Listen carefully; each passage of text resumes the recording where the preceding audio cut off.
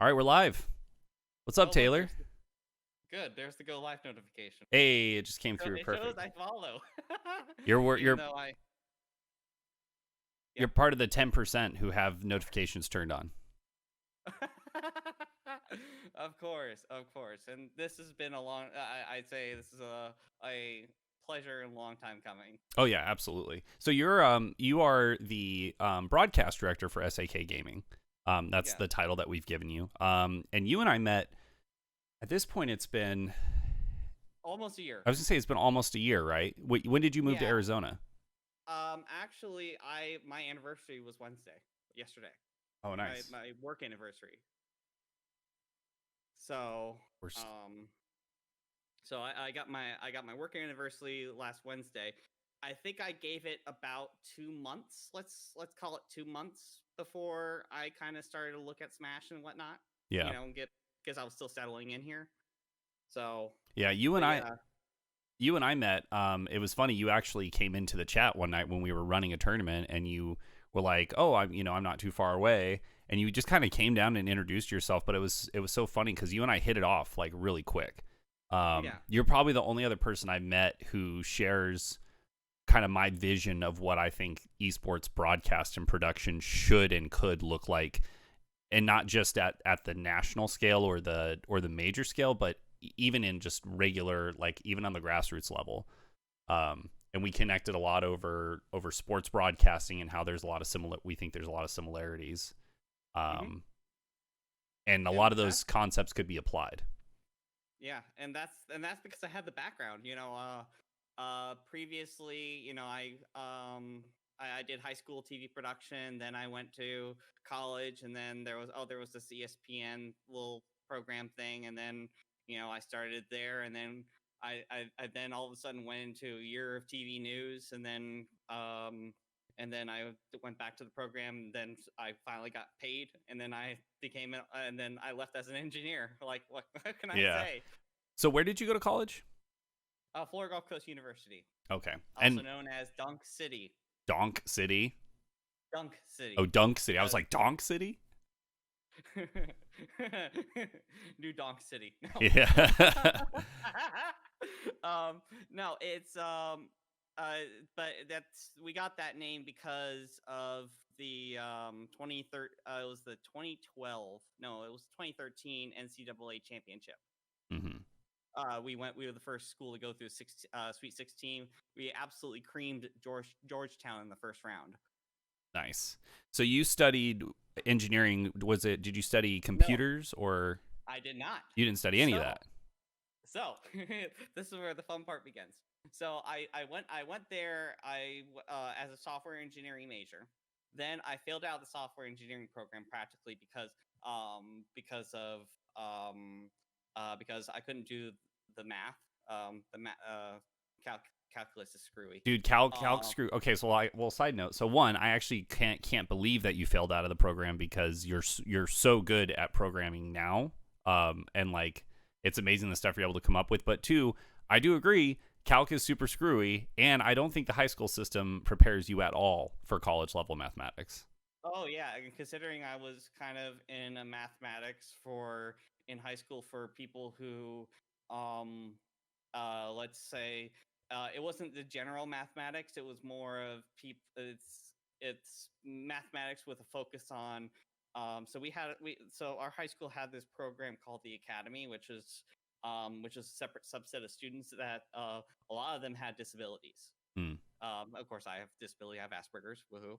Um, so, I fell into that program, and with that, and then I kind of, and with that, it was more of a, I had to, I didn't have the math going into college. I actually had to take this transfer math course. I think it was, it was a, I forget what the course title was, but anyways, intro math course, and then I went through college. Sorry, intermediate algebra. That's what it was, and Hmm. then college algebra, and then pre-calc, and then the pre-calc was when like, oh, I can't, I can't do this. So And so then that's when that semester I went to the journalism program. Oh, okay. Okay. So, and then with the journalism program, that's how I found out about the ESPN stuff. And then I did that. I got up to the English class because we have, so the program is you have to get 75 or above on the English test in order to pass the class. I took the Nice. test 9 times over 3 semesters. Still haven't passed the class. You still, to this day, you haven't? No, I haven't. I didn't pass the class. So I then switched over to communication with a focus on public relations. Okay. Interesting. And I was and wondering then where that connection came from, because I like a lot of what I know working with you is your computer science background, and obviously you work in computer science now, doing programming. yeah, Um, yeah. so I wondered about the ESPN connection, because I didn't know if it was just something you were interested in, and so you went with it, or because you kind of knew you wanted to follow the trajectory that you're on now, working in esports. I was always interested in it. In fact, actually, the first year I was there, I went to a basketball game. I was, I wonder what it would take to run a camera. And But I didn't really seek it out until it was actually brought to my attention directly. yeah, Because they weren't publicly advertising it; they were only advertising it to the journalism. but you were able to do it as a broadcast and communications major. Yeah, and actually, so it was advertised. It didn't mean that people weren't, they could get as many people as they could. I mean, a lot of the times they were understaffed from volunteers. A lot of that program was mostly student run program. The only people that were actually paid and were not students was the producer Jeff Mayer, absolutely fantastic person. The 3 directors, you have Jim, Carrie, and Brian, and then the engineers, Mike Stepp and Brad Taylor, 2 fantastic people that taught me all the engineering stuff I know today. So, um, and then some. So so those were the only 3, and then every other position, which is audio, graphics, sometimes technical director. It depends on the director, if they want to punch call their own show. Mm-hmm. And for the passive viewer, punch call means that typically your director is on the microphone calling, standby camera 1, take 1, standby replay, go replay. And then you usually have a technical director that is purely focused on switching the show. So they're on the switcher, actually punching up video feeds and whatnot. Yeah. So that just and punch call means you're combining the 2 positions together, just for the passive viewer. That makes Anyways, sense. Yeah. Well, there's a lot of technical. I mean, I know all the terms, obviously, from our work with the Suns and working together, but I had to teach you some of the terms. Oh yeah, yeah. That was. I mean, you were a huge part of that in terms of your experience, and I think you brought it. That's why I was excited that we hired you as a broadcast director, because you brought a lot to it. Yeah. Definitely, we definitely couldn't have completed our work with the Suns without you, for sure. But anyways, but yeah, all the other positions, so replay operator, the graphics, the cameras, and the audio were typically done with the were done by the students. Okay, makes sense. Sorry, my son is doing his best to veto this show. He wants so badly to not go to bed. So he's up right now. I can see him in his crib. We have our little video monitor here. He'll go to sleep eventually. Yeah, he will. I will say the new sleep app through my Apple Watch and whatnot. I got the beta for it. Mm-hmm. I only realized I only get 4 hours of sleep a night. Like deep sleep, or just 4 hours of sleep period? 4 hours of sleep period. Is that because you're spending the rest of the time like tossing and turning, or? Yeah, apparently last night it was 2:15, 2:20 that I was tossing and turning until I actually went to sleep, and then I only got 4 hours of sleep. Do you feel that normally? Like, have you felt like, man, I feel really tired, maybe I need to look at my numbers, or does you just function on 4 hours of sleep? I just function. Nice. You're one of those people, man. And then I take naps every so often throughout the day. Yeah. Reset. So yeah. How many naps a day? It depends. Yeah. It depends where I can fit them in. You're a polyphasic sleeper. Yeah, I think it's polyphonic. No, I think it's polyphasic. No, polyphasic. Yeah, multiple phases of sleep. Yeah. Okay. Phonic would be Yeah. like, I don't know. Is phonic sound? Because phonic makes me think of phonetics. Yeah, phonic is sound. Yeah. Whoops. Yeah. So it's really interesting to me. That was something that you had, like, I didn't know that you had Asperger's initially when we met, and then you ended up revealing that later on, and like tell me about it. And it's not like it was like, oh my god, this is like a huge shock, but it's just very impressive to me that you've come as far as you have, living with, what people would call a disability, quote unquote, or a disadvantage. But you've been remarkably successful, in my opinion. I mean, you're a contractor for a, I guess, how would you define the firm? It's not, I don't want to say like a computer science firm, but it's a. So okay, I'm not. I wouldn't call. I'm a full-time employee. Let's get that. Let's get out of the way. So I'm a full-time employee. I'm contracted out to other companies. Yes. Yeah, it's a contracting company, right? Yeah, primarily contracting. I actually am not on the contracting side right now. But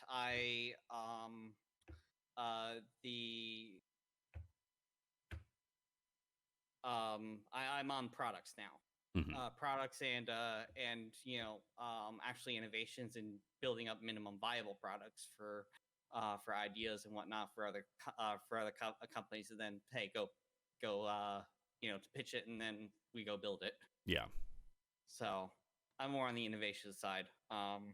It's interesting. My prior contractor actually, the prior company I was contracting for, actually did like about a week ago ask for me back.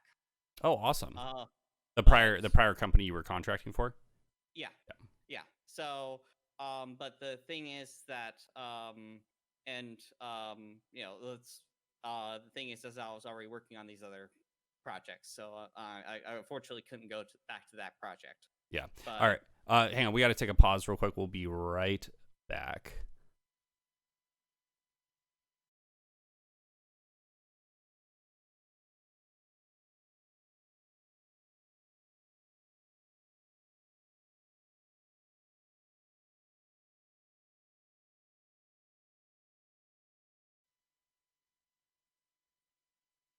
All right, we're back. Raise a glass to children. Yeah, cheers. Goddamn. My son, for those who are following the Dax sleep saga, which has been a part of many streams, is having what is called an extinction burst. And this is where around his age, 18 months, he's 19 months, so around 16 months or so onward, they start to develop ways to manipulate you, which they already do. Like, babies are very good at manipulating. It's how they survive, right? Like, they manipulate you to get food, they manipulate you to get their diaper changed, all that stuff. But they also start manipulating you because they don't want to go to bed. And they would rather be hanging out with you or interrupting your stream or your podcast. And so our child has, he figured out early on that if he makes himself throw up, that's a good way to get out of going to bed, because it stresses us out. And then we're just like, you know what, fine, just stay up till you get tired. And recently we had a consultation with someone who helps with, like, sleep training for kids, and they were like, yeah, that's manipulation. Like, you need to just ignore that behavior. So we did. And sure enough, within 24 hours, he stopped doing it, and he's been sleeping super well ever since. But then it's been like, he was sleeping till 8:30. Then over the last couple days, he was sleeping till 8, then 7:30, then 7. And this morning he wanted to get up at 6, and we made him sleep another hour and a half, because 7:30 to 8 is his wake up time. But they warned us that once you kind of quash this behavior, there will be what they call an extinction burst, where they just give it one last shot to see if it'll work. And that is what happened tonight. So we made it, though. We're back. I won. Yes. Parenting. All right. Ooh, parenting. So we were talking about college and everything. And so basically you have a lot of experience with broadcast engineering, Yeah. and that's something that you have applied, and you've been remarkably, I think, remarkably successful, and in your field, and also with some of the technology that you've worked on, and you're I think positioned to work on to bring about some things which we won't talk about too much, but I think are going to be really great for the industry, especially for the more grassroots industry. We can give a little hint. Yeah. So you start, or so you run a website called Track.gg, and a company called Cardinal Horizons that you started with your friend, who I only know as, I think, is it Whiteout? Yes, That's Whiteout. his tag. Derek, though, is his. Yeah, That's his name. Yeah. And he works for a major esports and video game publishing company. A big one, a real big one. Yes. Um, and so you start. So tell me about. So how did you? Because again, when you and I met, we really hit it off in terms of realizing that there's a lot of opportunity out there to apply sports broadcasting techniques and imagery to esports. So where did you kind of come about to that conclusion, and how did you get started with Track and Cardinal Horizons? Actually, the ESPN program. We both met there, and we were both esports people. And we were like, well, wait a second. We have this Ross expression graphics machine that actually does it this way. The shows are done this way. The producing is done this way. We can take all that stuff and apply to esports. Nobody else is doing it. So I was like, okay, well, we need a graphics machine. So I was looking at some stuff. So the graphics machine, the graphics thing that we currently use at SAK is primarily Node CG, but now that's kind of the de facto standard. I mean, it's so customizable that I can whip out something that actually works with the system. But what I actually built was a control application for a separate application called Casper CG. Mm-hmm. And Casper CG is actually a little bit more of a professional production graphics machine. It's completely command lineless. There's actually completely command line. There's no actual interface for it. But I wrote a GUI that actually connected to a MySQL server, and that MySQL server actually was able to store and retrieve graphics the same way that an actual professional production, that's called a frame store, and a frame buffer. A lot of that's if you're familiar with Chiron Head Go or any of the other production brands, you would enter a frame buffer number, and that would actually load up the titles, the names and everything whatnot. Yeah. Which is basically the exact same operation we did, and I actually ran that for a couple of shows, and it was absolutely flawless, except for the couple constraints, that didn't really work too well with OBS. So I had to drop that in lieu of building something in Node CG. So this program, so what you've built with Casper CG and Node CG replicates what graphics machines do. Like the graphics machine you have in the back of an ESPN van, it essentially replicates that through programming. So for the Casper CG stuff we're dealing with right now, not exactly, because it's more custom built to handle some of this stuff, and now I am building a control interface that will be basically almost a 1-to-1 emulation of what you would see on a broadcast truck, but that's still in the works.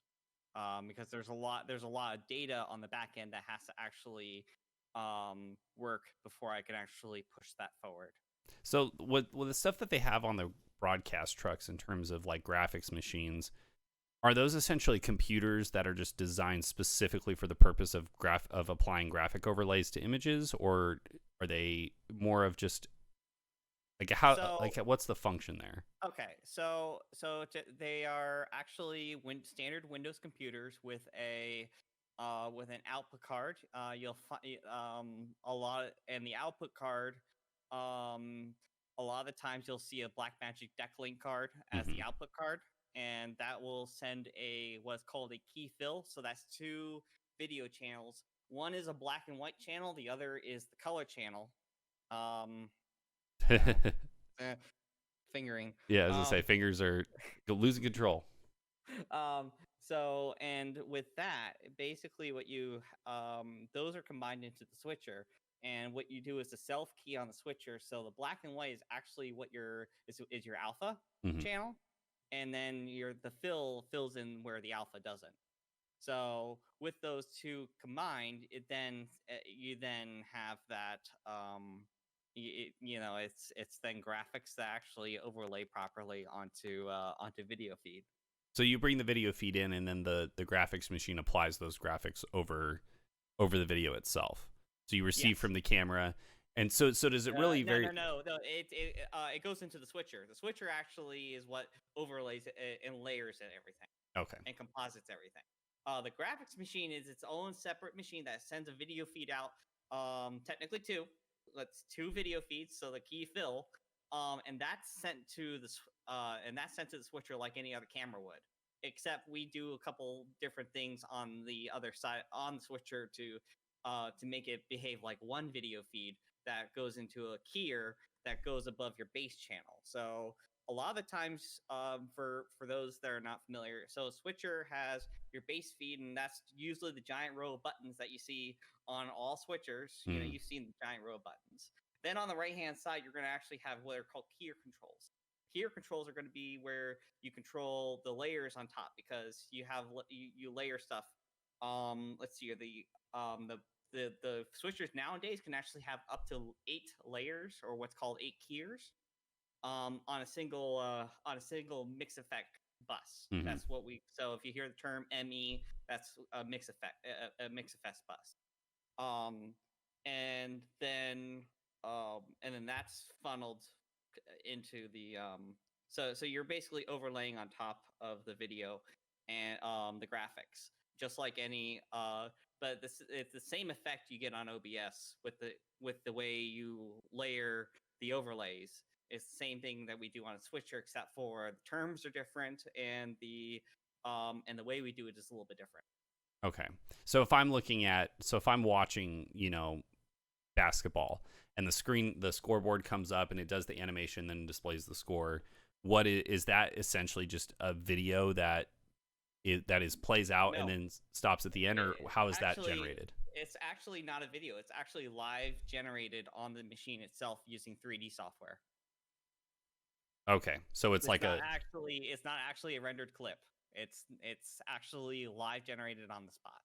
and is that but it's like pre-programmed 3D Yep, graphics essentially that they've pre-programmed animated stuff, and that's actually what I've been trying to get to with the with my graphic systems is using WebGL to actually handle that same timeline stuff. and Node So CG with what we've built with like for SAK, that is live generated in a graphics yeah, engine with Node CG, right? so all the graphics that we've used ever since I came on have been 100% live generated and live animated. There is no pre-rendered video clips or anything at all. It is 100% live generated, and I try to keep it that way as much as physically possible because you have the most options for changing things out. Yeah. Okay. That's and so the goal long term, right, is to take that and apply that to grassroots and not just to esports and not just to esports, because you see that in esports, right? Like, and I think unless I'm mistaken, somewhere like Overwatch League or LCS uses a full switcher, like an ESPN style graphics machine. Yeah. So in that case, you would like ESL, ESL over in Europe. Yep. I saw a production tour of their setup. They're using a Ross Carbonite switcher, probably a Carbonite black frame, and that's and that's two MEs. So two mix effects buses with 8 floating point DVEs, which is basically picture in picture for video that you can move around. So you put you put two cameras inside DVEs, and then you just slide it. And then there's also there's a whole bunch of other technical stuff we can get into on actually how a production works, but for that and how I would set up a show like that. But I'm not going to get into that here because that would just fly over so many people's heads. Yeah, it might be a little too deep.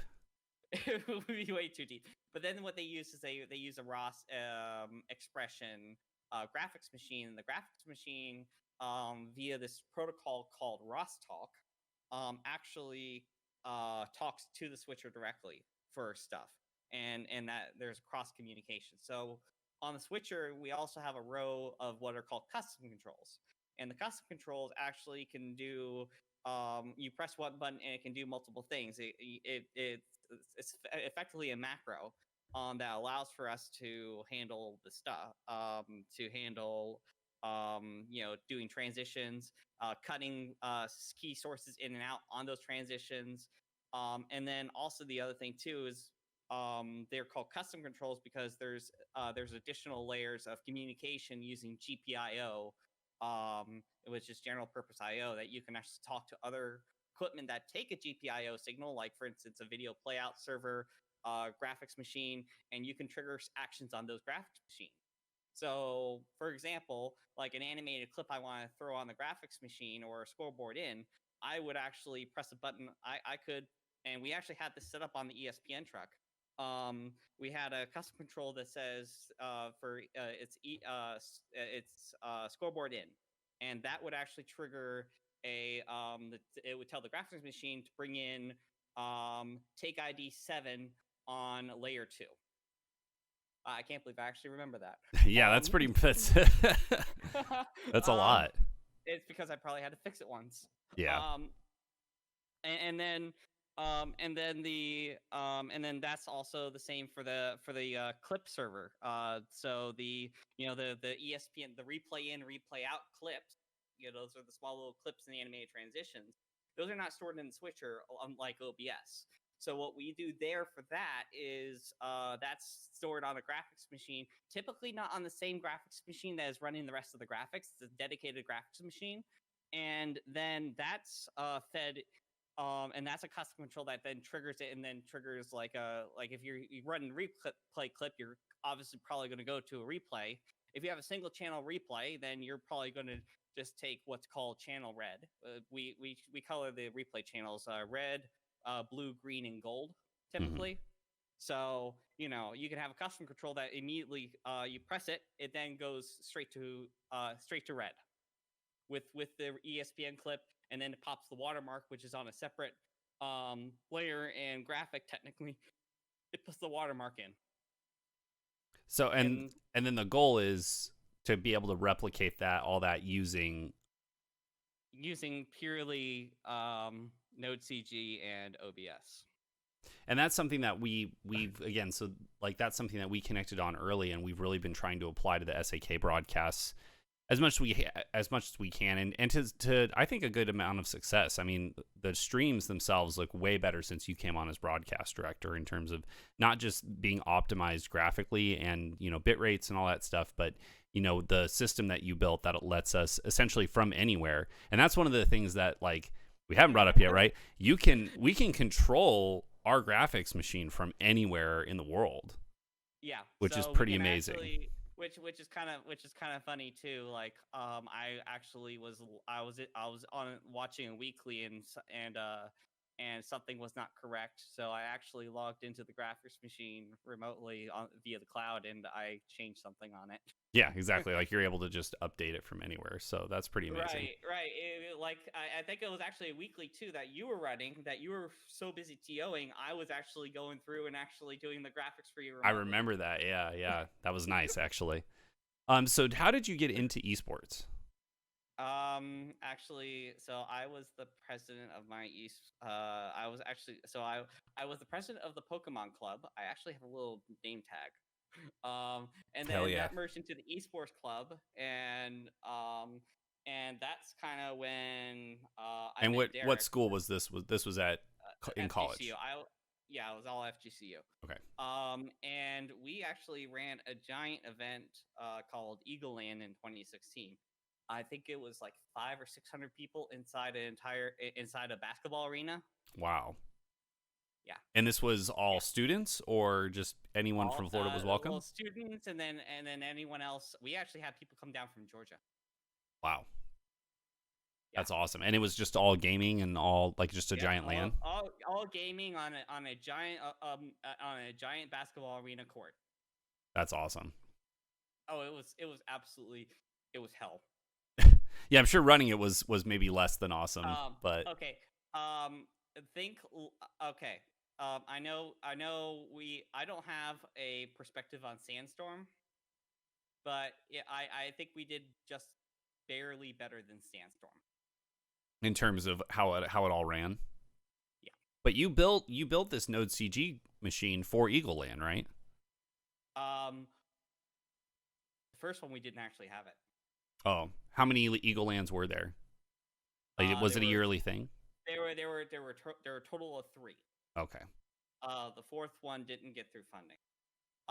But there were a total of three. I was a part of all three, in some way. The first one I was the production guy for it because Derek needed help running that side. And also, the fun thing is that I told him that I know how to get all your game feeds to go onto the jumbotron at once without having to run any video cables. Hmm. Does that sound familiar to you? Yes, it does. So Yes. you just use that.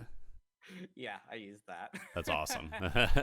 Nice. um, so I used that. And that's how I kind of got. And then I actually did. So I did that. I then the second one I actually was the esports club president. I actually ran the actual event, did all the organizing, did all the curating, and I was about 1,500 in the hole Wow. By the personally. end of it, personally. Yeah, yeah. Wow. And then the third, and did it grow each year? Yeah, it did grow, and actually we switched the name the third year to Eagle Con because Ah.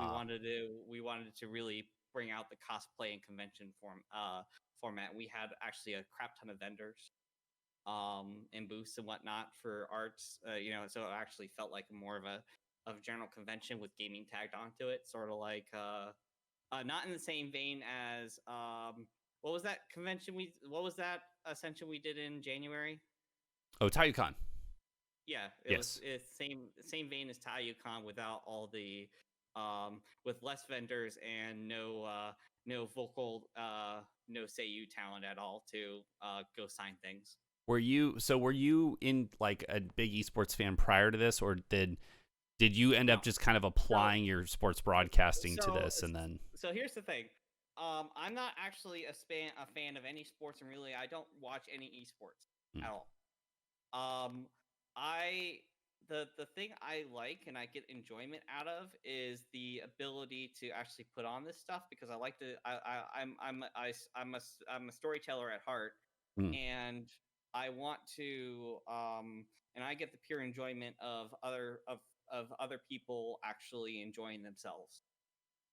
yeah. I understand that being a tournament organizer. Yes, Yeah, that's yes. I share that Someone, emotion.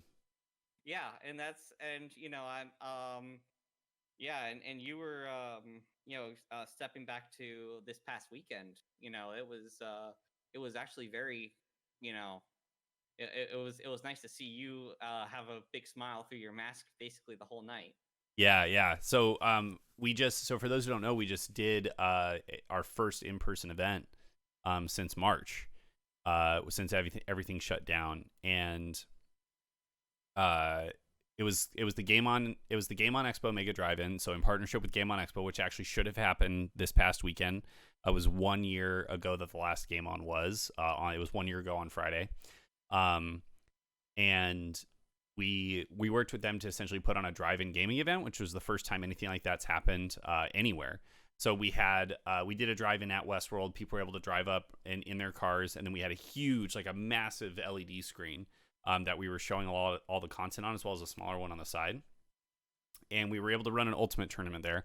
Everything was outdoors, entirely outdoors, in the heat, setting up in the 110-degree weather at 3 or 4 in the afternoon. So that was kind Putting of fun. fans, yeah, putting fans by the streaming computer to hopefully it doesn't overheat. Which Yeah, unfortunately, if you saw the Sunday VOD, unfortunately, round 2 was actually choppy because the computer thermal throttled. yeah. So because we had it the second, which was weird, it didn't happen on day one. In day two, we had blankets down, but day one we had the PC directly on the asphalt, and it was really hot. Yeah. Splitters were failing. Like, oh boy, it was an absolute disaster. It was a technological. Well, I wouldn't say it was a disaster. The setup was a disaster, but once we got rolling, we were fine. But it was a technological challenge. Yeah. Well, I call it a disaster when we don't start on time. That's fair. That's fair. You're a man of high standards, which I appreciate. So we we ran this event, and it worked out really well. I mean, everything was outdoors. All the setups were in a dedicated tournament area, and you had to have a mask on in the tournament area. All the setups were 6 feet apart, and they were all head-to-head formats. So the exposure risk was extremely low. Like, just by being outside, your exposure risk goes way down because, one of the things we know is that a lot of it has to do with particulates in the air when it comes to the airborne exposure. And so like that's why it's a bad idea to go to a restaurant, because the longer you're in there, the longer the particulates build up in the space, and the higher your chance of exposure is. When you're outside, right, they're just going to go infinitely out in every direction, and so you're much less likely to be exposed to COVID. Right, and we shot a little video beforehand to show people what we did. Everything was a face-off thing. After every single match, we had the setups cleaned. Yes. Yeah. Shout out to Emery running around and sanitizing every setup between games. Yeah, and the communication side was absolutely well. You say what it was. How do you mean in terms of communications? Oh, in terms of how we were able to communicate. Yeah. So this was something. This is so exciting, and people. I don't know if people will truly comprehend how awesome this is, but we built essentially a custom platform for texting people when their matches are ready, and it made the tournament integrated into TrackGG. Yeah, integrated into when it goes public and everything. Yeah, integrated into the TrackGG website. And I cannot believe I could not believe how easy it was. Oh my! Like, we're gonna use this every time we run a tournament going forward because it's so easy. Yeah. All we had to do is I would put in a player's name. I put in the names of both players and tell them and put in what station they were supposed to report to, including the stream. And I press a button and it sends a text message, and then it says, "Player 1, your match against player 2 is ready. Please report to station X." But the really cool thing about it is you wrote the logic in such a way that it also will invert it and send it to the other player. So it'll say, "Player 2, your match is ready against player 1. Please report to station X." And I mean, I think I called 3 matches the whole weekend. I had to yell for 3 matches the whole weekend. Everything else, I just ran it from my computer. They would come up and talk to Emery, and then they would be able to go and play their match. It was so fast. It was so efficient. It was astonishingly efficient, like the upgrade. So that was the first time I think that has ever been debuted at any tournament, to my knowledge. Yeah. So we're breaking ground over at SAK, and you can expect to see that kind of organization in the future, even when we get back to in-person events eventually. And I think the next one of these I'm working on the ability for the players to report the matches. So that way, once the match is done, it'll send a notification that a match is done. So that way, Emery can go clean the setup, and then Emery can release the setup for the next match in the queue. All through an app? Yeah. That's awesome. I'm so excited for this. And that's something that's been really great about our relationship, is that you have these incredible ideas that greatly improve tournament efficiency, especially in the age of COVID, where you do have to do things like sanitize your setups, and you have to, like, you've got people who have to be in their cars or far away from the tournament area. And then we have a testing ground at our events to be able to test these products and see how they work. I think the sanitizing will not go away. You think after everything dies down, quote unquote, which I don't even know. It's like hard to even say what that means. If you want to get into the politics of how dirty Smash players are, That's true. Maybe after this, everyone's just going to make sanitizing a fact, like a thing. Just like, we need to do that. Yeah. No, and to be honest with you, I think that's truly the way we need to go. I mean, let's, because you really stop to spread any illness, when you do this, and you overall reduce the risk Hmm. for any illness. Even the standard common flu after this is all done. So I think this is truly just a real way where Smash needs to go in that direction. That's going to be a big lift on organizers, though, in terms of finding personnel to do that kind of stuff. I mean, it was a lot for Emery to have to go and sanitize every setup when it was done, and we only had 8 Right. setups. Yeah, and that's true. I mean, the other thing too is that we can just pop wipes in between every other setup or something, and then we can, it can be on the players to just real quickly go wipe it down. Which they will not do. Oh, You can't leave true. anything to the players, man. If there's anything I've learned, a lot, not something where if you want it done every time. There are players who definitely, especially early on, there would definitely be players who would wipe down the setups if the wipes were there. But Uh, if you want it done and, every time, well, here's the other thing too. I mean, do you think that the people coming up to the steps might just go wipe it real quick? like just before they get there Yeah. or before they sit down, yeah, they might. All right, so that kind of is something I'm interested to get your opinion on. Is we're talking about the age of COVID and esports and COVID. So tell me your thoughts on just everything. We shut, we're SAK has been throttled for, it's August now, so almost 5 months to the day actually when we had to shut everything down. March 16th, if I remember correctly, was the day that we had to shut everything down. That rings a Um, bell. so what are your thoughts about one, COVID and the state of where we're at, and two, how that's going to affect the esports industry in the long run? I'll stay away from one because I was out of state for this past whole month, so I'm still catching up on a couple things. Hmm. But I think long term, the Blizzard really has it somewhat figured out with Overwatch League, so maybe looking at them to see how they're handling their production stuff. But I think long term it's going to be smaller events and more importantly outdoor events. I mean, here's the thing: we're at the tail end of summer here, at the end of next month, Mm-hmm. and it's going to cool off. It's going to cool off really nice. It probably won't cool off to the levels of where we shoot. What was that tournament? They left the door open.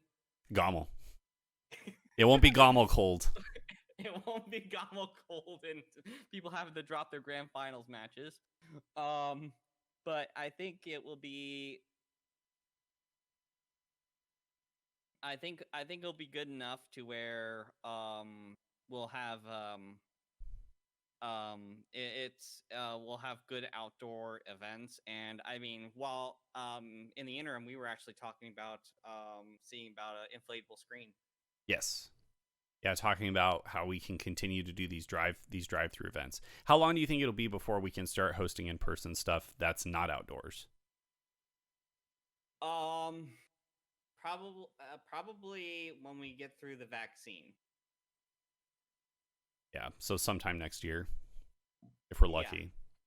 I do think that there is a good opportunity with the drive-in stuff, but also just outdoor events in general, where we could host tournaments at least on a monthly, if not a weekly basis, in an outdoor environment, following the protocols that we did, this past weekend. And I think there would be a chance to at least revive in-person events in that way.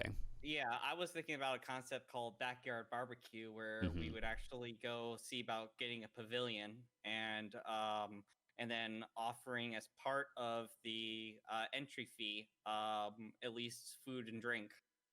You know, Yeah, and I mean, I honestly think that what we ran this past weekend was very safe. I think everyone it felt safe, and even just from a technical, like if you were to analyze it from a epidemiological perspective, it was very safe. yeah, I it was I think a lot of people were very surprised on how well it actually ran, because the initial impression was like, oh, these guys are hosting an in-person Smash tournament. Oh boy, here we go. Yeah. Well, And yeah. I had people who were like, I'm pretty sure everyone who walks out of that tournament is going to have COVID by the end of it, and I was like, I mean, I don't think so because it's outdoors, and I think people underestimate how much being outdoors really does affect the transmission. Yeah. In terms of just now, like person to person contact is big, and surfaces are big too. Like that's why we sanitized all the high contact surfaces. But the fastest way that COVID spreads is through person to person, through airborne contact. And again, when Right. you're outside, you just reduce that so drastically. And when you have a mask on, it's negligible. Yes. So I think as long as people are sanitizing their hands before they go up to the setup and don't touch their face until they leave the setup and tournament area, and they have to take, and if they do take their mask off, they take the mask off away from other people. I think we're fine. Yeah. But that still means that events like all the majors are probably gone until the end of 2021. Yeah, and that's gonna really suck for those majors. Yeah. I really do feel for them, especially we were getting Smash World Tour. I know, we were literally about to get it. And then everything hit, and well, the absolute shitballs went down. Yeah. What did you think about Small Battlefield this weekend? I mean, again, since I was TOing, I didn't have a lot of time to watch, but it kind of just took PS2's place. It's like everyone just wants to. We kind of made it take PS2's place in our rule set. Well, we did. I mean, it literally did take PS2's place in our rule set, but it's like everyone just chose Small Battlefield. It's like everyone just wants to start on a small-ish stage with 2 platforms, and that's it. Right. Like that's just what everybody wants. So, but I think it's a good change, and I'm honestly I was really surprised by the addition of it to the game. It was pretty surprising to me. Well, I'll tell you one thing. When I looked at the VODs, I was looking at the frequency of starting stages. Mm-hmm. Where we had like 80 or 70% of PS2 starting before this patch, and then all of a sudden, actually, we actually had a lot more of a well-rounded starting stages. There's a lot more stage striking that was happening. Yeah, there was a lot more stage striking, but also not too many. The overall percentages of all the other stages went up for starting stages. So you saw more battlefields, saw more FD being run as the first stage on the list. Yeah, which is good. I think that variety is really important. Yeah. I mean, in Melee, everyone pretty much starts, like, Battlefield is the starting stage in Melee. If you want to start Battlefield. In Ultimate, it's PS2. But anything you can do, I think, to mix up those starting stages is always good. Not just for the competitive meta, but for viewership, too. You can't forget Starterville. Oh, yeah, exactly. That's one I think we could probably get rid of. I think it might be time.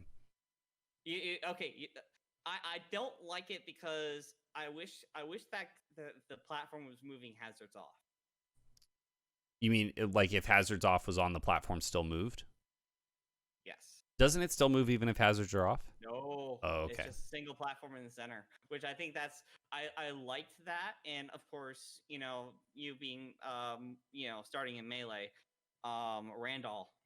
Yeah. That was you got to know your timings. You gotta know your timings. I think that stage in itself added extra flavor with the hazards off, and you don't get that with the with this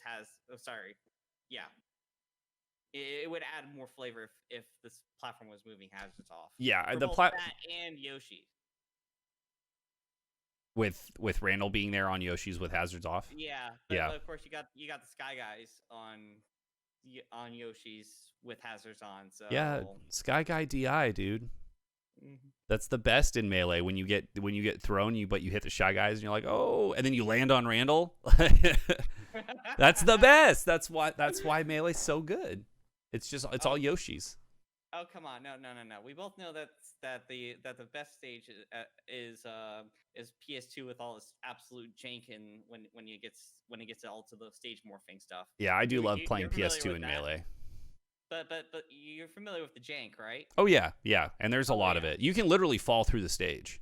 You can fall through the center of the stage. I've seen the Twitch clips for that. Yeah, it's and hilarious. Then invisible ceiling as well.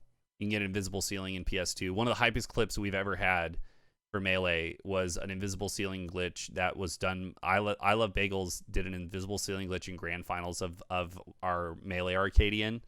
It was absolutely insane. Like he just gets this huge combo, and then he literally just up smashes at the end of the combo, and I'm trying to remember who he was playing, but he hits they hit the invisible ceiling and came back. It was just such a good clip. It's so good. So good. I love the invisible ceiling glitch. Oh, yeah. No, that's some jank, but that's respect. Yeah. And I think and here's the thing. I think that and this is a very controversial subject, and that's one of the hot takes I actually teased is that I think you have to have this strike this balance of Smash being a competitive product and Smash being an entertainment product. Yeah. For the stream at least. So having that jank, having that stuff, I think adds entertainment value. And can actually and when you're doing storylines and whatnot, it actually is it provides that extra quirk for to talk about. So I don't know if the competitive community. I don't think the competitive community agrees with me at all on that. But if you're looking at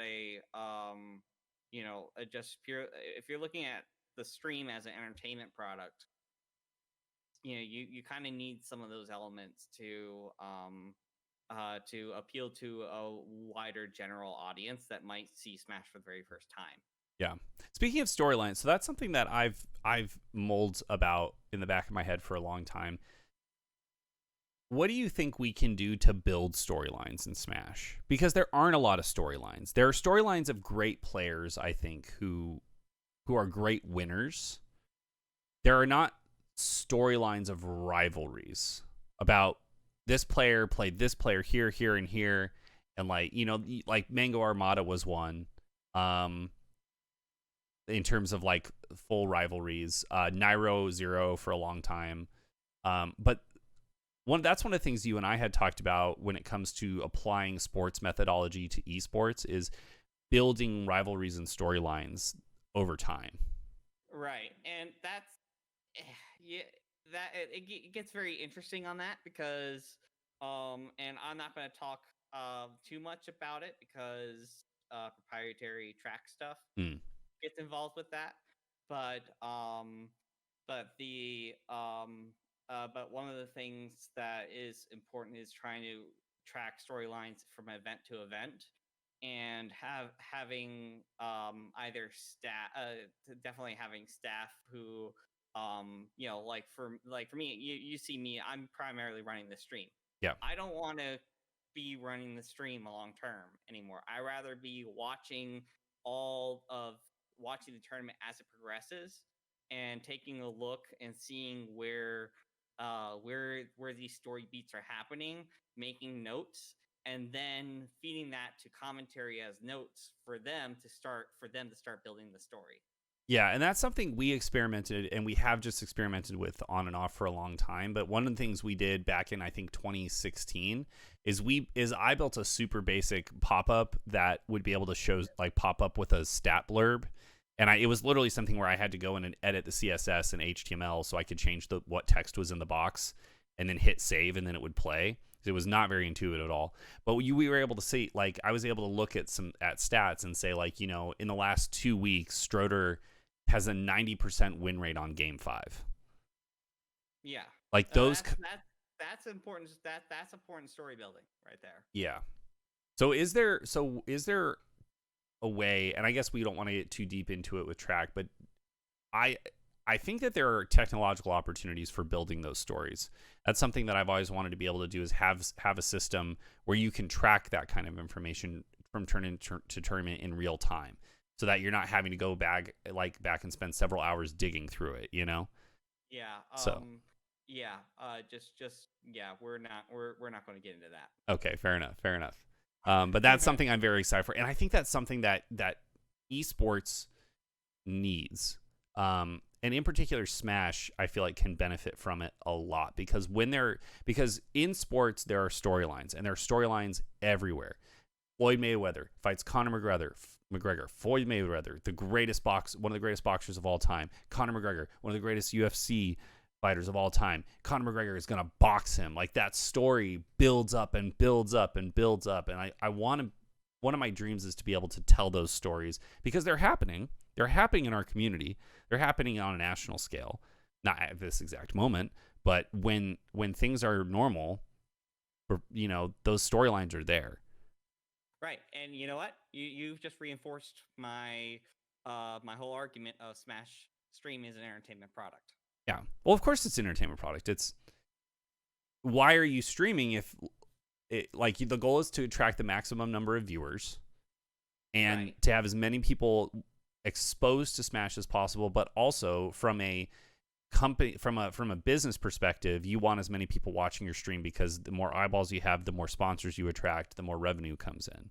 So of course it's an entertainment product. I can't see how in particular the stream aspect, I don't see how people could argue with that unless they feel like it should be mainly about watching your friends play and get the VOD and analyze it. And you know what? That's what a lot of the weeklies around the country, from what I've understood, typically did.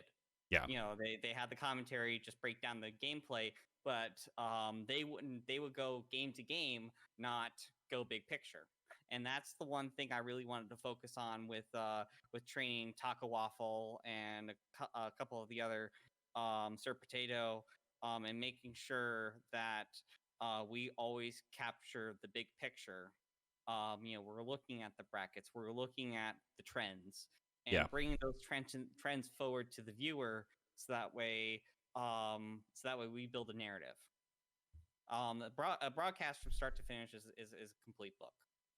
Yeah, and I agree with that. Look at it that way, or else you're gonna lose or else you'll lose the casual audience. I mean, you'll have all the players watch you, because that's what they do. They like to watch and break down gameplay. Yeah. But you're not going to get the casual viewer. And the stream just as a default serves the function of get the VOD and analyze your gameplay, regardless of whether or not you're telling those stories. If you have a stream, you have the ability to have the VODs and have them analyzed, and that's a big value add. I personally think one of the reasons that our weeklies are so successful is because we stream them, and we stream every single weekly. We've built that into the core of our business, that if you go to an SAK weekly, it will be streamed. You will be able, and anyone can request to be on stream, and you will be able to look at your matches later. But that doesn't mean that you can't. The two are not mutually exclusive. Just because, a certain amount of players want the person who's going to the tournament wants to be able to watch their VOD and analyze it, does not mean that you can't tell stories. Right. And I think the storytelling aspect is lost. Right, and that's just because they probably don't have a producer in their ear to really update them on the storylines. Yeah, well, and because so much of it is just one dude with a laptop and a capture card who's also running the tournament. Right. It's I'll solve that, and I have ways to solve it, but it's going to take a little bit of time. Stay tuned. Yeah, I'm excited for that down the line. That's something that I really I'm very passionate about. You really should be. I actually did just get the last night. I was actually probably Tuesday night. I just sat on my couch behind there, had a whole giant stack of paper, and I actually worked on an entire bracket algorithm. Really? Yeah. Nice. That's awesome. And all the pseudocode for it, so it's actually ready to be coded. I'm ready. And and then I already have the registration system, to build a registration system for tournaments, already in our backlog of code. I'm not saying it's going to happen, maybe, in September, but we might have just ran our last Smash GG event. Could be. We're gonna and that's the kind of stuff that excites me and makes me think that we really are going to be able to come back even stronger as a community. Because if we're spending this downtime building and implementing these systems, when the time comes to be able to run tournaments again, it's going to be. I would love for this Smash experience to be better than it was before COVID. Uh-huh. That's something I would love to see, and not just Smash, but esports in general. And there's some esports where that's just it's handled already, right? Overwatch, Yeah. League of Legends, Dota, it's there, it's handled. But the smaller esports, Rocket League, Melee, Smash Brothers Ultimate, like there's a lot of work that can be done there still. Yeah. I think it would be really cool to get to the point where we can and this would be fantastic if we can do this, is if we have a, because we used to run weeklies all across the valley. Mm-hmm. So my idea was to have the weeklies, the streaming laptop that goes, or a streaming computer that goes around to all the weeklies. We have that streamed to a central location, which was going to be the lounge, RIP the lounge. Yeah. But what that might turn into is an actual like warehouse location that is actually set up with a full studio and a and with a control room and everything to actually have and just run the whole production out of there. And then because then you just have the streaming laptop send the gameplay. Yeah. And you run it from there. Yeah, you're just going to a single location every single night with a with a studio set up with cameras and professional commentary right there. Yeah, I love it. Want that. So, but first we have to get through. We have to get through COVID. Oh yeah. And you're someone who's very data driven. And it's one of the reasons I like talking to you is you deal a lot in facts and everything. What is your feel about how everything, like what has happened with the pandemic? Not in esports, but just, for us as a country. What are your thoughts? Because I feel like 1 second. Take a drink. I think people are playing both sides. They're blaming or playing? Playing. How do you mean? As in, you don't have a single source of truth. Mm-hmm. And that's killing everything. Elaborate. That's very vague. It is. Well, okay. So you have a leadership on both sides of parties. Forget who those people's positions are for a second. Mm-hmm. We all know the political dynamics here in the United States, but forget the people's positions, because positions are not really the important part. The important part is you have people in high up positions. Doesn't matter what the position is. And all those people are saying different things based on their political affiliation, not from what the actual facts are saying, and what and it's just people making statements left and right to see what the actual it's bias, and and that's the damage. Do you think that, trying to figure out, because I want to get to the dichotomy and the divide between like the the partisan divide, because I think that's a big factor. But so I mean, what is your opinion? Like, where do you think the truth lies? Like, what is your opinion about what is actually happening in your opinion? Well, I think well, we'll find out what's happening for sure as soon as the first week of November rolls around.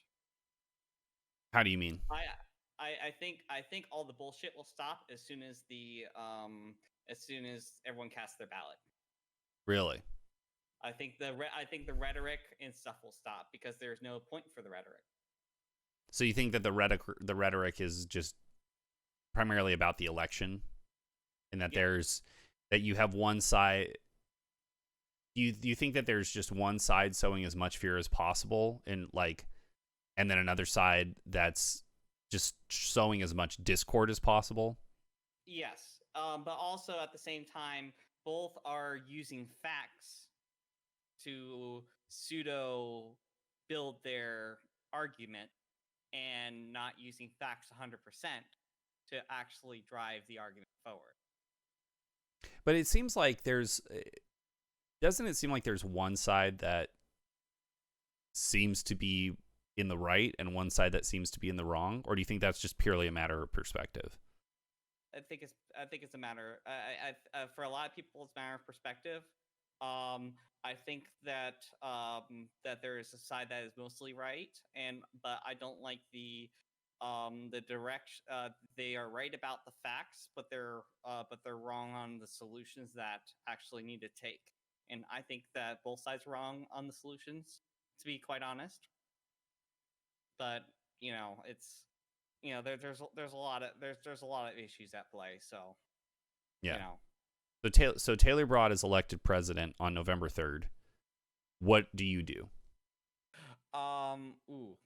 So, well, you gotta remember, I have to wait for January 15th or 20th.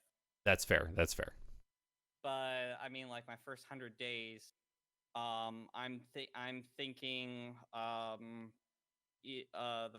I'm thinking the one thing is try to work with Congress to make sure that we stop the political shit throwing bullshit, and Mm-hmm. I will stop it. I won't let laws get. I won't let. I'll just veto everything until we stop the bullshit. So Because cause just pure gridlock. yeah, I will cause pure gridlock to to try to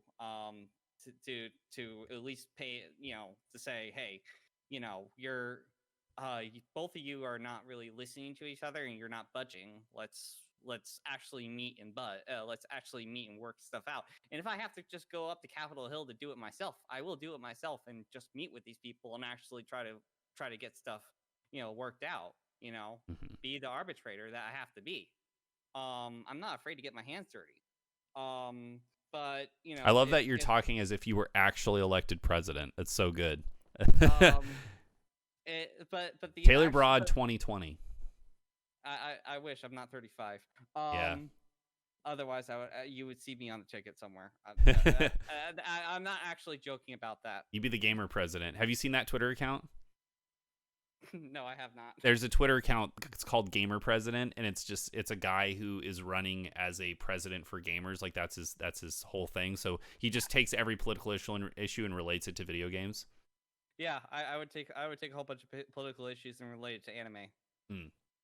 But that aside, you see, here's the thing. If we're talking healthcare, let's spin on healthcare. I am long term for public health care. Now, but the thing is that you have this diametric problem of when you have people who are unhealthy and don't make good choices. You don't want to be paying the taxes for that person to live an unhealthy life if they're choosing specifically to be unhealthy. So but you see that the problem is that any libertarian will say, well, that's not your job to have that healthcare. But it's like you have all these different perspectives in here, and you have to kind of answer the question. Actually, the biggest question you have to answer: are you a collective society or an individualist society? Yeah. Japan is a very collectivist society. They're all for the well-being of people around them, and for the reason of at the end of the day, it's everyone pays into the same system, so everyone wants to make sure that everyone is being healthy and doing what they need to be responsible for. um and I think the thing that it's important is that we're a country that is founded on individual freedom, and just because we want to move to more collectivist ideas doesn't mean that you don't have individual freedom. Yeah, you don't lose your individual freedom just because you're agreeing to a collective social contract. Yeah, and and yeah, it's sort of like if we're jumping over to if we're switching sides to the Confederate flag topic. I mean, it's sort of it's and veterans veterans being named after military bases. Like for instance, are you actually familiar with this law that was passed? All Civil War um, military from the Confederate Army are considered U.S. veterans under law. Really? Yes. When was that So passed? that was passed shortly after the Civil War. I think Interesting. so. Yeah, look it up. But the but yeah, that's why in some regards I am not actually for renaming of those military bases because under law, I mean those are those are technically veterans. They didn't fight for the winning side, but I think that anyone inside a leadership position that actually had that had the courage to stand up for really what they were for, even though it's for the bad thing, deserves at least some recognition for others to rise up and fight for those values that they are that they are for, and truly be in the room where it happens. Oh God, I'm To make a reference. But what about the fact that the remembrance of those people, yes, they were veterans, but they were traitors too. yeah. So Um, what about the fact that the remembrance of them reinforces and re-victimizes an entire racial segment of our population? yeah, I can agree with that, and that's a thought that I've been really that's been played in the back of my mind. The But at the same time, I will say that there's a lot of people on the on the right side of this argument, if we're talking traditional uh, Democrat Republican here, Hmm. before Reagan Republicans became a thing. Yeah. Um, which are, in my opinion, not real Republicans. Get the GTFO out of my party. Um, That's a question I want to ask you about later, but we'll finish this thought. um, but it's something to be considered. But it's um, it's where do you draw the line of put it's kind of, you have to ask, where do you draw the line? Um, that's the thing for a lot of issues. Where do you draw the line? Yeah. And I think that's a that's a I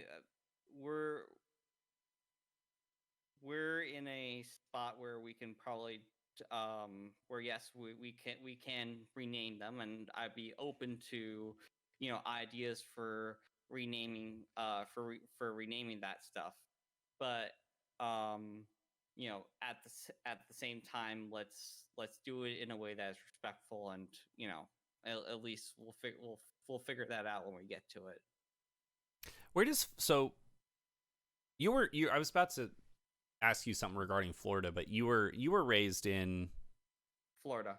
you were raised in Florida, but you just went Yes. back home to see family in Minnesota, correct? Michigan. Michigan. But Yeah. you were raised in Florida pretty much your whole life. Yeah, and I only went up to Michigan about 1 or 2 months out of the year. Where does Florida fall in the like north? I mean, obviously it's not the north, but is it really part of the south technically? Like Georgia's No, the south. it's like that's where that's the funny part. I always tell people, like, I don't consider Florida the South. Yeah, well, because it kind of isn't, right? Like, It kind of isn't, both politically and and just culturally speaking. It's not the South. I mean, if we're talking traditionally, I mean, I went to school in Lee County. You know, fair enough. there you go. Um, but um, but if from a political standpoint, I mean, you have all the Democrats from New York that come and that come down here and have summer home that that have summer homes there. Yeah. So it's sort of it really becomes halfway. It becomes more like I wouldn't say Virginia because Virginia is a red state. It becomes more like Ohio. I think Florida's just doing its own thing, man. Oh, it does. Yeah, It has that's 20. It has like 20 something electoral votes, and it's like a massive swing state when it comes to the elections and whatnot. yeah. So, It's just they just kind of do whatever they want. I like it's just I don't know. Do you so you living in Florida? Do you well, agree with this kind of assessment that and this cultural image that has been placed on Florida as just a fucking wackadoo place? um, it's true. It really is. I mean, like I went to school um in Boca del Rey, and then you have Kings Point, and you have to Kings Point is quite literally one of the worst places to drive in the world because you're surrounded on all sides by seniors driving. Oh boy. Yeah, Yeah, yeah. it's a wild place. Very interesting. It truly is a wild place. So no, I don't. Um, but I think it's really the place it is because of all the tourism money. Hmm. Um, and we don't have a state income tax. Oh, really? Yeah, that's actually one of the biggest. We get so many. We got so many tourism dollars in Florida. We didn't require any state income tax at all. So it was like one of those few tax havens inside the United States um that a lot of people decided to make their home because you know who wants to pay an hour layer of taxes. Yeah. And on top of it too, you have you had the other people in there where you had shoot, what was it? There was the but yeah, you had a whole bunch of the snowbirds that very it was very seasonal. You can actually add you can times two your drive in the winter time versus summer drive when you go places. I am not kidding about that. That's terrifying. That's I am terrible. I am not kidding about that at all. Yeah. Okay. Um yeah. So yeah, Florida is it's the place. Oh, where I was getting to is we're one of the few states that have a balanced budget amendment. Really? Yes. So in the state constitution, there is a balanced budget amendment. So it's required by constitution that any policies do not cannot put the state in the red. That's nice. I wish we had that nationally. Yeah, It'd be pretty I nice. wish we had that too, but when you put the debt limit as a votable item. Yeah. Okay, so that gets me to where what I mentioned I wanted to talk about. So you identify as Republican, right? Yeah, How? I'm Let me just ask that. So I mean, I'm very liberal and I like talking about this stuff. Like this stuff comes up on the show all the time because one, I find it fascinating. I'm very much a political junkie, but two, I like talking to people who have differing opinions from me. But the Republican Party that you seem to ascribe to, from what you've described so far, is not the Republican Party that exists today. No, and I want to bring it back to those roots. What is, if you were to give a full description, what is the Republic? I mean, pre-Reagan Republicans you mentioned. So, what is the Republican Party that Today. you want to see? Not today. We all know what. I mean, we could talk about what the Republican Party is today, but I might just get really angry. Yeah, But and what do you want to see? And when you say, okay, I'm a Republican, you're talking about a pre-Reagan Republican. How do you define that? so I define it as what I want to see is I want civil liberties to be intact. I want policy that has general accountability for people. Like don't make excuses for your fuck up bullshit. Actually address the problems, not skirt way around problems, you have common sense to realize, oh, wait a second, there's probably a better way to do something that is not American. It doesn't actually make you non-American to do something another country implemented. You know, Yeah. and really and really go back to your roots of don't take this victory lap around civil rights that you said, okay, cool, we got the civil rights bill passed, and now we're just going to forget all that. Yeah. That's what happened. Let's be honest here. When we're looking at political stuff, when we're looking at political history of parties, that's really that's what I characterize what happened. It kind of, you know, after modern Republicans, forget their own history, and a lot of Democrats forget their own history too. Yeah. So, and they're trying to, and they try, and those, and the interesting thing, and what and is that when it comes to the people in power now, they were in power throughout all those transitions. So So, give me some examples. like Nancy Pelosi has been in office since Kennedy. Yeah. In her current office or in some kind of elected office? In a congressional office. So basically in her seat for about. That's so long. Term limits. Give me term limits, man. I am for that too. But the and it's kind of a weird system because there is something nice about chair seniority, Mm-hmm. because then they become the leads in their respective, because how Congress works. There's a whole bunch of committees. So they Yeah. become the most senior people in Congress become the leads of those committees. So they run the committees. So how do you take that leadership within Congress and apply it to term limits? You really can't. You have to completely restructure the entire business of Congress to do that. Yeah. That's the problem.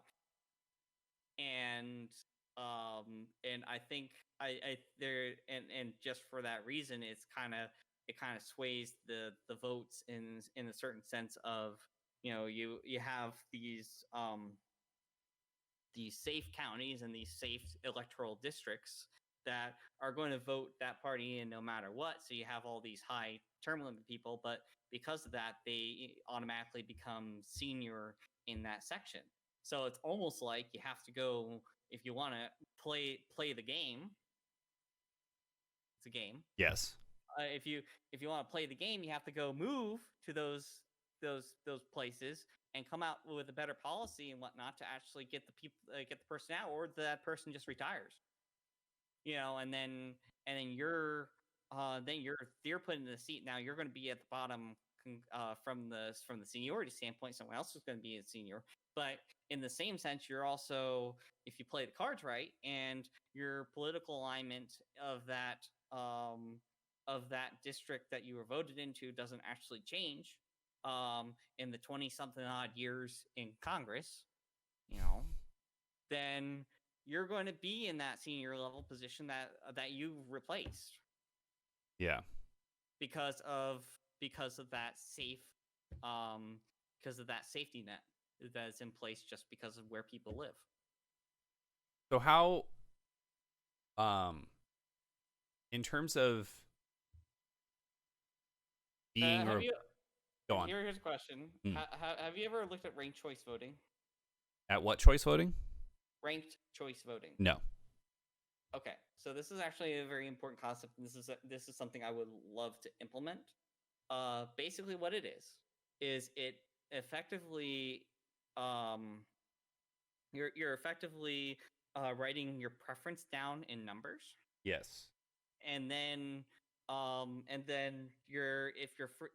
you go through basically multiple virtual rounds, sort of like a bracket almost, where if your first choice doesn't actually pass the first round, your vote then goes to the second choice.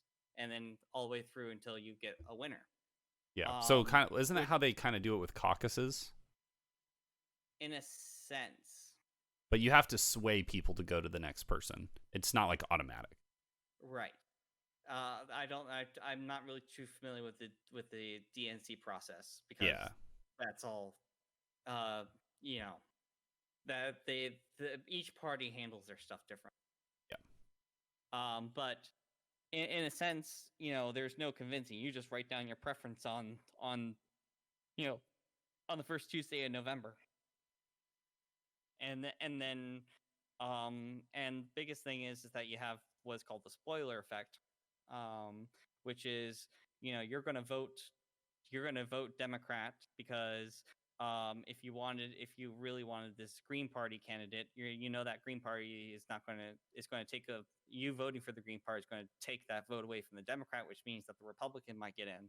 Yes. Which is very So problematic, right? Like that's something that has right, kind and of always been an issue. that's the spoiler effect. So you remove the spoiler effect because if you're writing down your preferences, you're going to be mostly happy with what you actually want at the end of the day versus a versus you know it's like, the Green Party guy didn't get in, but the Democrat did. Okay, he was my second choice. All right. Never gonna fucking happen, Taylor Broad. It won't happen. No. It won't happen. It'd be far too easy for people to lose the power that they have in Washington. And politics is just about amassing and holding on to power. That's like any career politician, long-term politician. That's what they're trying to do. I think there are exceptions. There are a number of exceptions. You can say the same for any position. Yeah. Let's be honest here. Career cops, which it's not. That's not to say anything about a bad thing at all. I mean, you have a career, servicemen. Yeah. But it's it's sort of like people. It's just human nature to hold on to power. Yeah. It takes someone inhuman to realize that you're not, to relinquish that power, and more importantly be able to you know um to let others lead, but and it takes collectivism, not individualism. Yeah. Have you seen The Untold History of the United States by Oliver Stone? No, I have not. So it's on Netflix, and Oliver Stone, I'm sure you've heard of, is a filmmaker. He's done a lot of stuff, but a lot of what he focuses on is like 1950 to like 1990 in terms of like a lot of his work. Like he did, he did Platoon. Yeah, it was Platoon.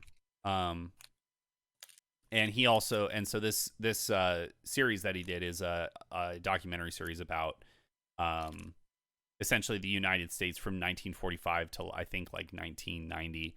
And one of the things they talk about is how FDR ran for 3 consecutive terms. Like he broke that norm of only serving 2 terms because it was the middle of World War II, and he felt like it was the right thing to do, was to break that norm. But that was a norm up until FDR. And then after FDR, they made it a law that... Well, amendment, but yeah. What I think is actually, and actually, just an aside real quickly, because I know you said that at the beginning of the political stuff, you like to figure out differentiating opinions. My thing is I like to I like to figure out the why and the how. Like, you support something.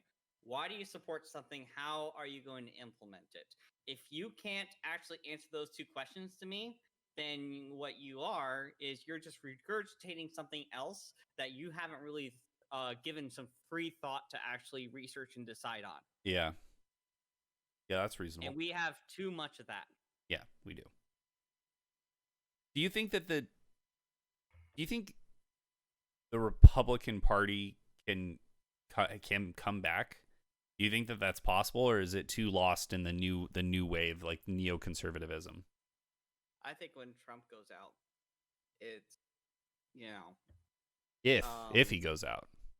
eh, yeah, wait, that's a separate discussion in of its own because the thing is that 2016 has proven you can't trust polls for jack shit. I know.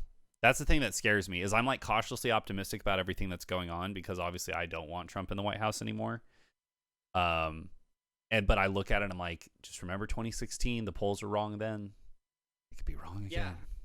yeah, I know, and it's funny. I have a reporter friend, and I have absolute respect for him. But the interesting thing is, I asked because he posted a story that of an interview that was done of someone that predicted the every single correct election, um, and and he was projecting, oh, Joe Biden will win this one. Now I'm like, wait a second here, can you tell me what he predicted in 2016? And I didn't get an answer. Really? Well, who Yeah, was it? I don't know. So I forget the guy's name, but he basically just told me, "I'll read the book," and I'm like, really, really, Hmm. you're gonna Is that a history? Was he a history professor? I don't I think so. Alan Yeah, Lichtman? Is that sounds right. that his name? Yeah. He's correctly predicted every presidential race since Reagan. Okay, so let's find out. What was his 2016 pick? That's what I'm trying to figure out because it doesn't say it here. Because if it was Hillary, then this article that they wrote about him saying that it was Joe. I mean, like, Yeah, he predicted that Trump would win. oh, okay. Yeah, let's see. He predicted So Trump's win in 2016, and also it says prophesied that he would be impeached. Because apparently this dude was right every time. yeah, okay. I mean, Testing. power to it. I mean, I wouldn't base. Here's the thing. I wouldn't base. I have something to say about an article that posts that, um, because it's again a rhetoric that says, "Oh, wait a second, this expert says he's going to win, so you should just put his vote. You should put your vote in there." That's not Yeah. free. That's not free thought. Yes. Yeah. 100%. You're suppressing free thought by doing that. That's not how this works. Also, what doesn't work is purposely defunding the USPS so that way they can do their job. Yeah. That doesn't. That's a weird one for me right now. Yes, because if you're purposefully defunding it so they can't do their actual job, and purposely putting in policies to pay people's retirements like 20 years in advance, just an effort to shift money around in that way. I mean, like, I think that if the elected representatives, and here's the thing, I don't fault the USPS for doing the sorting and delivering. I fault the election committees around the United States for sending ballots to dead people, or sending multiple ballots to a single person. That's not on the USPS, and we shouldn't confuse that. So you're talking. So right now, sorry, we've kind of rapidly shifted gears, but we're talking about USPS being defunded by the current administration, right? With claims that that will hamper the election in some way. And in reality, it kind of does, but if that's not, people shouldn't put all their eggs in the basket that it does. Yeah, and this is the theory that people are saying, that basically Trump's trying to steal the election by defunding the USPS to make it harder for the mail to be delivered, right? Here's the thing, and you can't really steal the election because once January 15th or 20th rolls around, if there is no elected president by that point, Nancy Pelosi becomes president. Just by default? Yes. But doesn't the Supreme Court solve it? Nope. By succession of power, Nancy Pelosi becomes president. But in Bush v. Gore though, wasn't that the whole thing? Is the Supreme Court decided the election in Bush's favor? Because Al Gore sued in my county when I was growing up about the hanging chads in Palm Beach, flipping county, Really? for miscounting that actually that was swaying the election. So it was in Palm Beach County, the county I grown up. Yes. So because he sued about that, that was what made that decision. Wasn't that the Supreme Court actually made the decision about the election? No, the Supreme Court. So Bush had the electoral votes. Mm-hmm. It's just that Al Gore sued because because of the way the counting method was taking. It was because of the way the counting was working in Florida. Yeah. That was the whole thing. Okay, interesting. And now because of that, you don't have punch cards anymore in Florida. You have draw a bar between two bars, and then on top of it too, you also have what to face it recount laws in place, where if you get to a certain thing, you recount all the votes. Yeah, which we saw in 2018. We saw that in a couple of different counties. In really close races. Isn't that weird though? Right. That like as Americans, so like obviously like you know what happens. I had no idea that if there was no presidential winner declared by January 15th or 20th, whatever the year happens to be. It's in the flipping Constitution. Yeah. Well, I've never read the whole thing, man. Like then neither is the average person.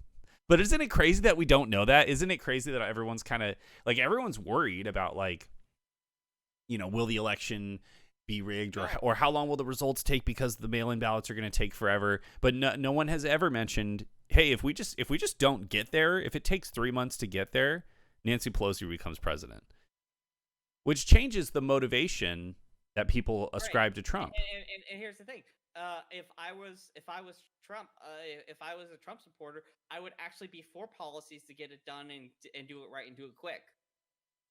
But that is the weird thing is like the. But here's the thing: I will say, if there is an ongoing process and Nancy Pelosi tries to pull shit in that ongoing process when it's not decided, that's bad taste. Yeah, but the weird thing that's one of the weird inconsistencies that I haven't understood is it's like mail-in voting. Oh, I did not turn off my notifications. Oh well, that was only the first one to come through. It's fine. When Nancy, I lost my train of thought. It was that. Oh, so it seems to me that mail-in voting benefits the Republican Party because you have the base. The base. Yeah. Yeah, because you have an older electorate who are terrified to go out because they're extremely vulnerable to COVID. Why would you? But they are also the base of Trump's party. They're the Republican base in general. Like the generalization is Republican Party skews older, Democratic Party skews younger. Right. Why would they be doing things to make it harder for people to vote by mail? That doesn't make any sense to me. I think part of the reason why too, and I don't know if you followed Trump for a long time. Trump was actually historically a Democrat. Yeah, I know. And he ran as a Republican, and I think he actually said, and there was a magazine, an interview where he said he said if I was to ever run as a politician, I would run as a Republican, despite historically being because the party can be easily manipulated. Yeah. But I think the Democratic Party can be easily manipulated too. I try to look for holes. I try to look for holes in the Democratic Party because I don't like being just a blind liberal. I don't like the switcheroo that they did with Harris. How do you mean? So are you familiar with the editing that's been going on with her Wikipedia page? No. Yeah. So a Biden staff member was actually deliberately removing information from her Wikipedia page of her past history with as her as a police officer and whatnot, and when she was district attorney. Yeah, Yeah. and with a in the county with a very high black incrimination rate. Yeah. She had really problematic things that came out of her being Right. district attorney, right? Like that was something that she got hit on a lot in the primary. Right, and all that stuff was magically removed by this Biden staff member. He did a true Wikipedia speedrun. Yeah. He was in and out. Well, the other thing too is that a lot of people actually checked the. They picked it. They predicted that it would be her pick because she had the most out of any of the picks. She had the most edits in a Oh, certain amount of time. interesting. So what? So we So kind is of the knew. We kind of knew 2 weeks before. so was the switcheroo that they've been editing her Wikipedia page to remove those things that might be harmful, or was there something bigger that happened? I think long term is going to be it's harmful because if you're trying to manipulate historical information, Mm-hmm. on a public record on a public site that a lot of people take as source, Yeah. you know that's very damaging from a trust standpoint. um because it because the thing is that why would you deliberately go manipulate a page to make yourself look better, um when a lot of people already know your prior history, but b, they're going to easily call you out when they actually find out that you did do that just to try to save face. Mm-hmm. It doesn't make sense from a strategy point, unless you're trying to get the people who don't actually think. Yeah, which you probably are. You're probably trying to get the people who are like, who's Kamala Harris or Kamala? Who's Kamala Harris? And they I look think you, they look her I up, think and the first thing they I get is think her Wikipedia article. right, and that's truly a problem because it's when you have the BLM movement, funneling money to the DNC because their donate button actually goes to a Democratic super PAC off their website. It That's a doesn't. big accusation. No, it's true. It's actually true. It is 100% true. Um, the yeah, because again, I checked this, and they might have changed it maybe, but when I last checked it, Mm. it's when you click the donate button, it actually it put it to this Vote Blue or something website. Oh, um interesting. are you looking it up right I'm now? trying to look it up. Yeah, Yeah. I'm trying to find a non like an actual news source, not. Well, I'm just going to blacklivesmatter.com and give it a second. Give it a second. Click the donate button, and the donate button goes to secure.actblue.com.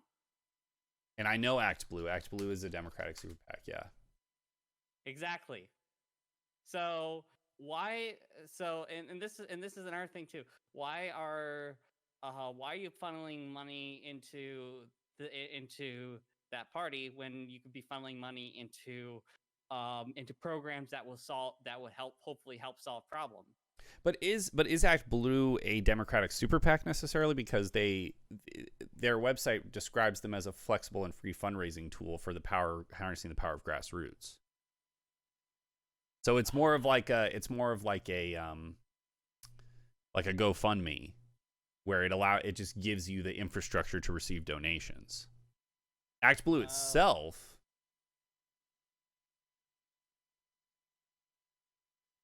Okay. So yeah, okay, I can see Act Blue is not authorized by candidate or candidates committee. Act Blue charities for campaigns, organizations. Well, there's actually specific donate to Act Blue. Yeah, So we're looking up live on air. yes, well, live in the podcast. Um, yeah, no, they're definitely a pack. Well, it's interesting because they definitely seem to primarily serve Democratic interests. Right. So and and that's the thing. They Act Blue built this, and they built this fundraising platform that a lot of smaller movements like Black Lives Matter and insert Antifa, for example, or these other left wing movements. Act Blue, in a sense, can they built this nice little platform that those smaller movements can actually funnel the money through, and Mm-hmm. then go support specific candidates. Now, is it Republican or Democrat? I don't know. With the domain name Act Blue, You would think, yeah. so see that's the problem I have with is that, yes, when we're talking from a politically pandering standpoint, um the Democratic Party is doing a lot better of a job in that specific area of of garnering support for those issues. Mm-hmm. But um it's where does the fight in politics end, and maybe doing something local to your community begin, to actually truly put in change, because you're not going to change it at the top. You got to change it from the bottom up. Yeah. So I'm like trying to read through this article really fast because it's actually long and pretty in depth on factcheck.org, which is weird because even in this world I don't even trust factcheck.org necessarily, because who knows who's running that website. But I actually heard it's very neutral. it probably is, but I trust nothing. The only neutral source of information I've found on the internet is Reuters. Or actually, I kind of like r/news. Oh yeah, crowdsourced. Yeah, Through Reddit. crowdsourced articles, that through Reddit, that are upvoted, Yeah. based on truthfulness and whatnot. I mean, they're not going to put up the blog posts that just pop a link to the original article and then pop their own spin on it, which I see so much on Facebook. It's absolutely ridiculous. I know. So this basically says like, so Act Blue, I think, is a platform specifically for liberal and democratic candidates and initiatives to set up fundraising, but they don't share that fundraising to other candidates. So like if you donate to Sanders, the money, Act Blue doesn't hold on to that money and give it to Biden later or whatever. Right. No, they give it to so it's basically a payment platform specifically for that movement. Which, like I said, from the Black Lives Matter standpoint, it makes sense that they would want to support that, because that's the party that kind of let them in. Yeah. That said that they would support them. So that's the thing. But in a second sense, like I said, see about you can only do so much on a top-down approach in changing societal norms, and having and really truly making Black Lives Matter, Yeah. which at the end of the day should be all lives matter.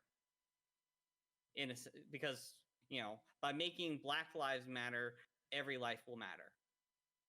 You get what I'm saying? Like that's at the end of the day, every life matters. But Black lives are the ones that are being hurt right now. Yes. Okay, good. I'm glad you clarified that. You almost stepped in a beehive there. Yes, I would have been really mad. I did almost step into a beehive, but and that's why I was trying to clarify and say, because truly, at the end of the day, every man, woman, and child matters. Yeah. But I think kind of what you're saying is all lives can't matter until Black Lives Matter. All lives matter. It can't matter until the minority, until we recognize that, and rectify that, like I said, the giant victory lap.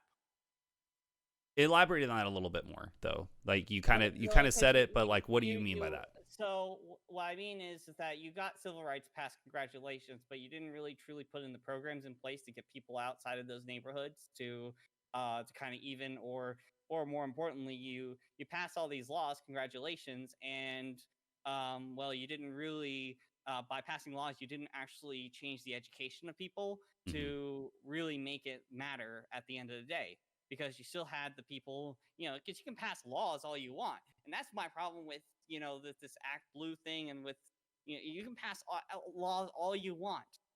At the end of the day, what's that going to change? That's not going to change the individual person that you're trying trying to do. You're going to make that thing illegal, what they did, but that's not going to stop them.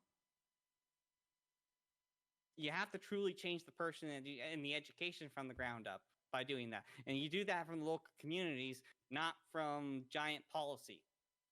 Yeah. I think that makes Policy sense. assists, but the actual work on the ground needs to be actually, doing this work. Yeah.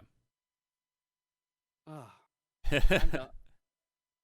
You're done? Rant over? I'm done with done with that. I'm done with politics. Yeah, that's a good one. That's a good one. Yeah, we probably should wrap it up because it's about 10:15, and I think we hit about 2 hours. So, we got deep in there, man, and that was fun. I appreciate you coming on the podcast, and I appreciate all the work that you've done for SAK and helping us improve our stream, being our broadcast director. A lot of the opportunities that you've opened up, not just for us, but for I think Smash and for Arizona Esports in general.